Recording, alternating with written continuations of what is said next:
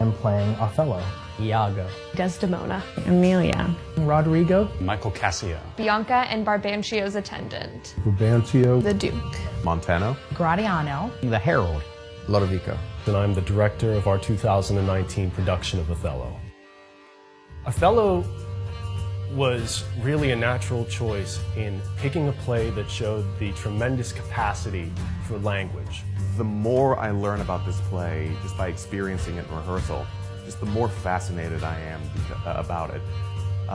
Partly because the dialogue is just fantastic in the show. I think this is some of Shakespeare's best dialogue. Othello, for me, really gets at a universal human condition, which is fear. So I read the play in high school. I think it was an AP Lit class. And I really liked the play because it did tell a story of jealousy and how it is something that easily ruins people. It's a great exploration of how sometimes we get those stories in our head and you get obsessed and you can't let it go in the smallest thing. And in this play, The Handkerchief, it's that tiny, flimsy, small thing is really what takes him down, what lets him tell that false story in his head. The characters have very clear motivations and very strong motivations. I can't think of a villain that is more despicable, disgusting, intelligent than Iago is. This production has been awesome because even at the table read, I said, I don't want her to be a damsel in distress.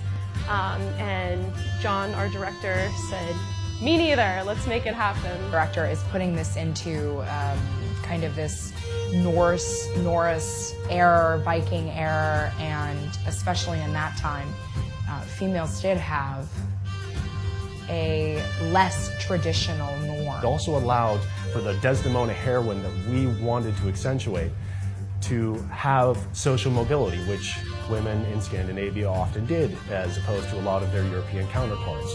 They could go into battle, they could own land and divorce at their own choosing. And this was a play where we wanted to flout a lot of the traditions that come along with it. Always going back to the text. That is, as a company, has always been our chief concern, is doing justice and preserving the text, which is what we've all fallen in love with. Shakespeare is such an intrinsic core part of our society. What has always grabbed me about Shakespeare is it's always spoken to the highs and the lows and the extremes in general of human experience. You're really, you're seeing the human aspect of something that was supposed to have been from all this time ago, but I mean, we're still here. We're still killing people for no reason, killing your wife because you think that she cheated on you. That kind of stuff is still rampant in this day and age. Shakespeare is something that I'm the most interested in acting, just because it gives you a really good framework. So, man, there's a lot to be said about it.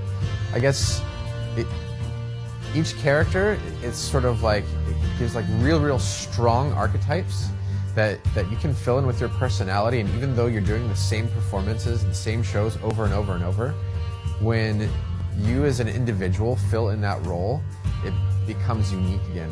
As a performer, Shakespeare for me means freedom, because all the time in my life, and I'm sure this is relatable to everybody, but in life you have to make yourself small sometimes in order to get through it. But in Shakespeare, he gives you language that is potent enough to express your inner self. What I love about Shakespeare is that he didn't write books, and he barely wrote poetry. He wrote plays. So if you're going to sit down, snuggle out, get some tea in a blanket, and go read Othello, you're doing it wrong. That's not the intention. It is a play. It has to be seen. It has to be heard. It has to be experienced in its fullness. Even before I knew really what the concept for the show was going to be, just knowing the people involved in this production, knowing the level of enthusiasm that's going into it, coming to rehearsal, knowing that everybody's willing to play and willing to dive right into it, willing to try whatever, is really special. And it's going to be a special production because of it.